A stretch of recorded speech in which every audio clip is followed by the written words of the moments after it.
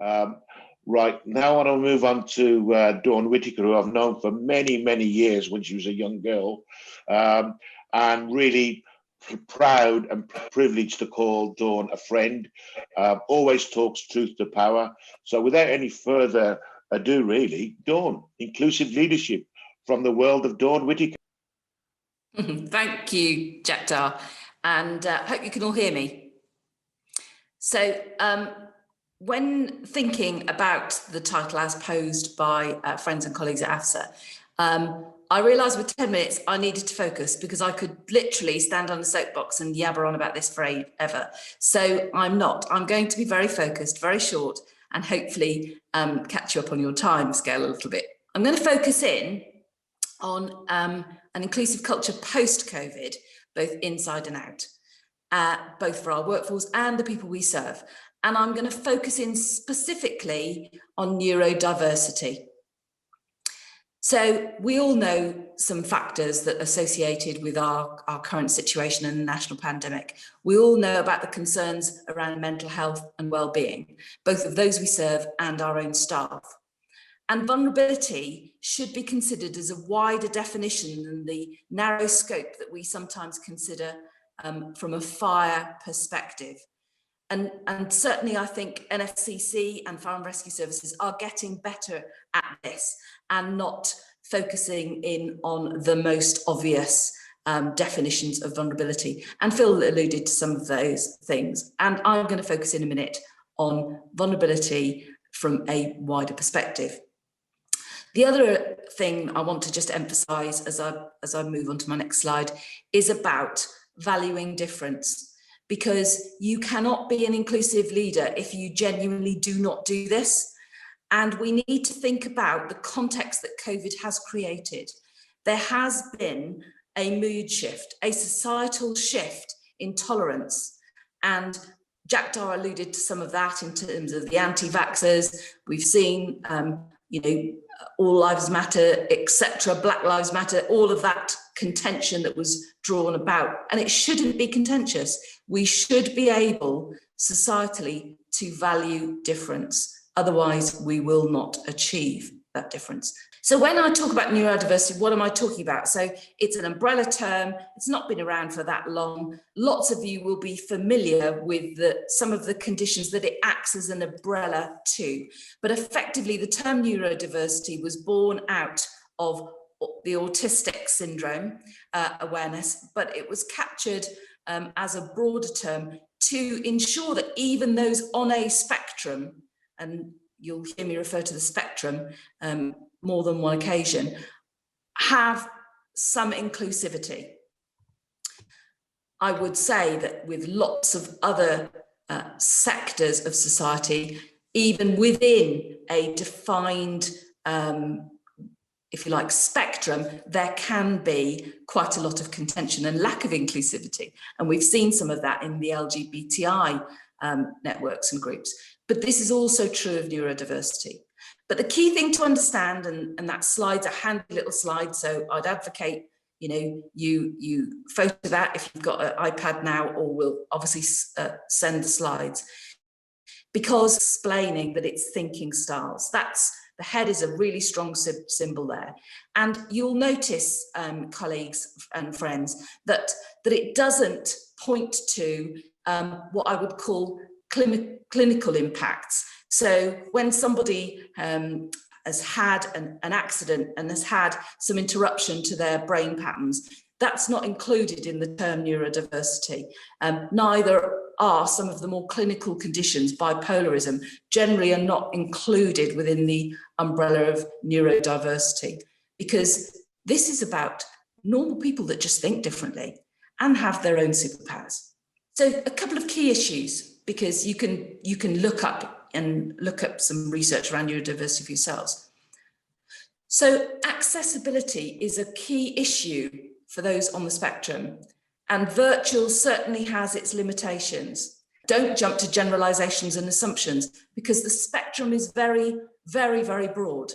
And even within the Autistic Society, you can have high-performing spectrum within autism, usually associated with Asperger's syndromes.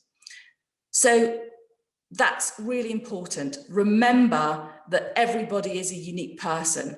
And although there are generalizations with certain conditions on the spectrum, they might not necessarily be true for that individual.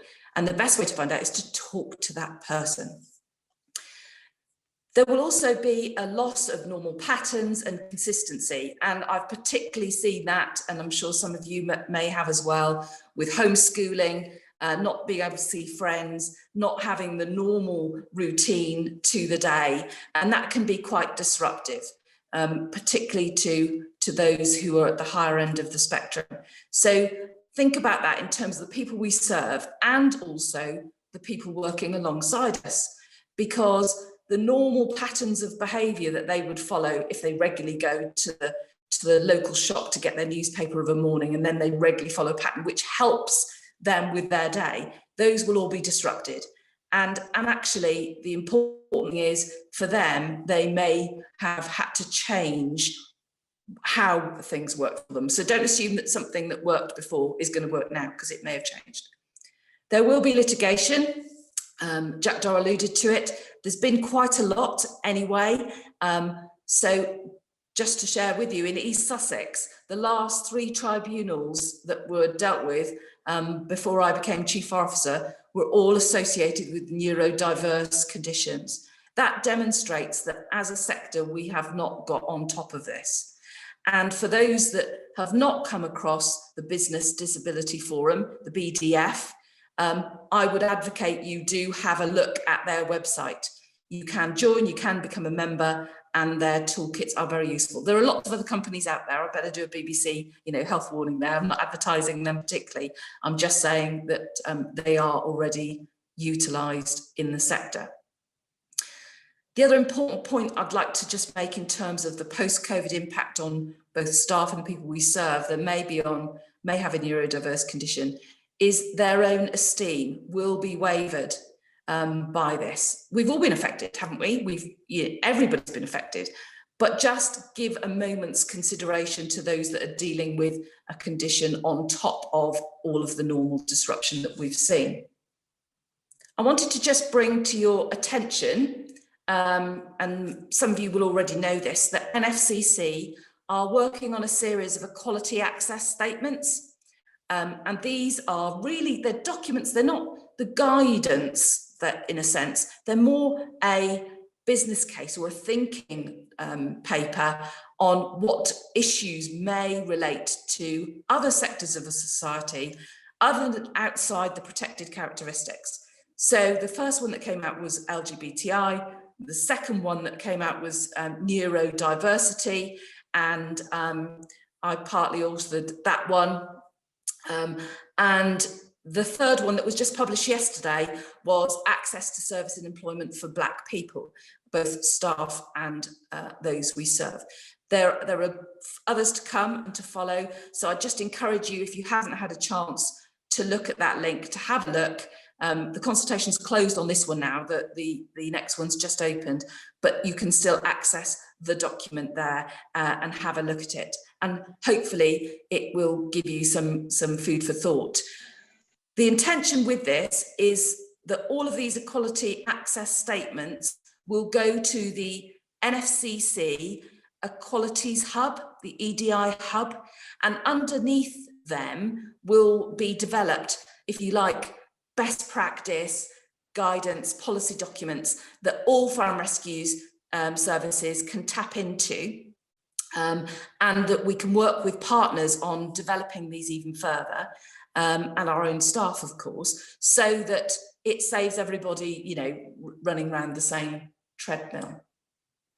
Okay, I promised I'd be quick. I could talk on this topic all day, but I'm actually going to end there. Thank you. For you, Chair, to decide whether you want to offer no, a question. Dawn, thank you very much for that. I think another key lesson here is one, following on from Phil, is open dialogue. Have those uncomfortable conversations. Be comfortable having an uncomfortable conversation with somebody who comes from a different background, who you want to understand their particular angle of the issues.